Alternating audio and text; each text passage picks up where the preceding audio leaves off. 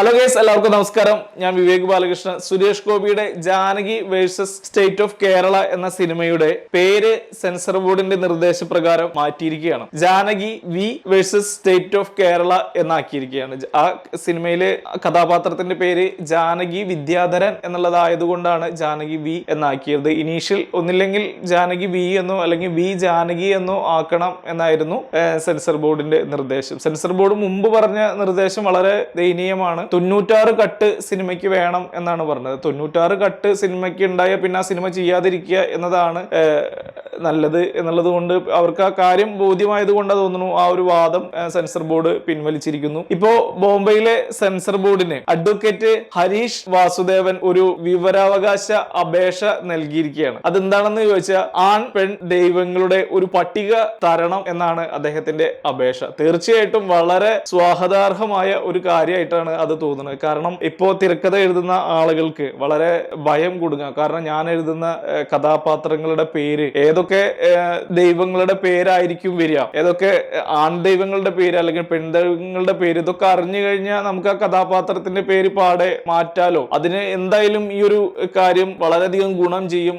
തീർച്ചയായിട്ടും മുംബൈയിലെ censor board ആ ഒരു എന്താ പറയാ ആൺ ദൈവങ്ങളുടെയും പെൺ ദൈവങ്ങളുടെയും ഒരു പട്ടിക തരുമെന്നാണ് പ്രതീക്ഷിക്കുന്നത്. അങ്ങനെ തന്നാൽ തീർച്ചയായിട്ടും അത് ഈ അമ്മ സംഘടന അല്ലെങ്കിൽ ഫെഫ്ക അങ്ങനത്തെ സ്ഥലങ്ങളിലൊക്കെ അതൊരു വലിയ ബോർഡാക്കി വെക്കുകയും വേണം. കാരണം നമുക്ക് അങ്ങനത്തെ ഒരു സംഭവം ഉണ്ട് എന്ന് അറിഞ്ഞു കഴിഞ്ഞാൽ തീർച്ചയായിട്ടും അത് ഫോളോ ചെയ്ത് പിന്നെ സ്ക്രിപ്റ്റ് എഴുതാൻ പറ്റും. അപ്പൊ അത് വലിയൊരു കാര്യമായിട്ട് തോന്നി. ഇത്രയും ഒരു ബാലിശമായ സെൻസർ ബോർഡിന്റെ ഇത്തരം നിർദ്ദേശങ്ങളും ഒക്കെ വലിയൊരു ബുദ്ധിമുട്ടിലേക്കാണ് കൊണ്ടെത്തിക്കുന്നത് എന്നുള്ളത് സംശയമില്ല സിനിമയെ സംബന്ധിച്ചിടത്തോളം. കാരണം ഇപ്പോൾ ജാനകി റീ എഡിറ്റിംഗ് ചെയ്ത് വീണ്ടും സെൻസർ ബോർഡിനെ അയച്ചിരിക്കുകയാണ്.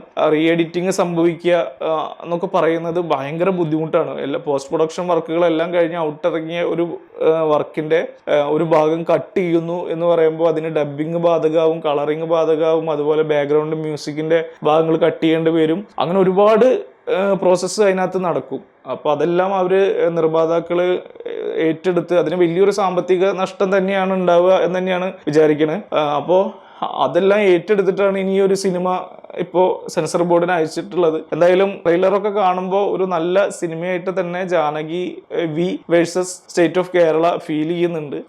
സുരേഷ് ഏട്ടന്റെ മാസ് ഡയലോഗ്സുകളും ഫൈറ്റുകളും ഒക്കെ ഉണ്ടാവും തന്നെയാണ് പ്രതീക്ഷിക്കുന്നത്. എന്തായാലും സിനിമ വീണ്ടും പറയുകയാണ്, സിനിമ ഒരു പെട്ടെന്ന് തന്നെ റിലീസ് ആവട്ടെ. മലയാളികൾ ഇതിനോടകം തന്നെ കാത്തിരിക്കുന്ന ഒരു സിനിമ കൂടി ആയിട്ടുണ്ട് Janaki V versus of state of Kerala എന്ന സിനിമയ്ക്ക് എല്ലാവിധ വിജയ ആശംസകളും നൽകിക്കൊണ്ട് നിർത്തുന്നു. നന്ദി, നമസ്കാരം.